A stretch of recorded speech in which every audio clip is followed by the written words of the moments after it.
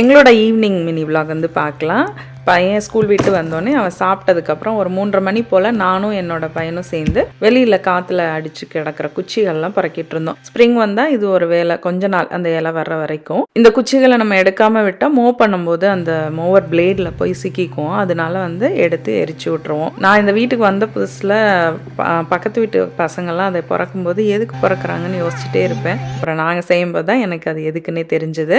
பசங்களும் வந்து கொஞ்சம் நாளாகவே அதை எடுத்து போட்டு அவ்வளோ சேர்ந்துருக்கு. இன்னைக்கு வந்து வெதரும் சூப்பராக இருந்தனால எரிச்சு விட்டுட்டா திரும்பவும் நிறைய குச்சிகள் கீழே இருக்கு. பார்க்கும்போது தெரியாது, பட் நிறைய இருக்கு. அப்புறம் வந்து அன்னைக்கு ஈவினிங் எனக்கு டான்ஸ் கிளாஸ் இருந்தனால பசங்களுக்கு வந்து ஸ்பினச் சாம்பார் வச்சு ரைஸ் வச்சுட்டேன். சாப்பிடும்போது முட்டை ஆம்லேட் போட்டுக்குவாங்க. எனக்கு வந்து டின்னருக்கு ஒட்டடையான் சம்பா, குள்ளக்கார அரிசி, இந்த மாதிரியான அரிசிகள் சேர்த்து இட்லி செஞ்சிருந்தேன். காலையில செஞ்சது மிச்சம் இருக்கிற இட்லியை நான் சாப்பிட்டுக்கிட்டேன். அது கூடவே ஆம்லேட்டும் மோரும் வச்சு சாப்பிட்டாச்சு. இந்த வீடியோ உங்களுக்கு பிடிச்சிருந்துச்சுன்னா என்னோட வீடியோவை லைக் பண்ணி ஷேர் பண்ணி சப்ஸ்கிரைப் பண்ணுங்க. தேங்க்ஸ் ஃபார் வாட்சிங்.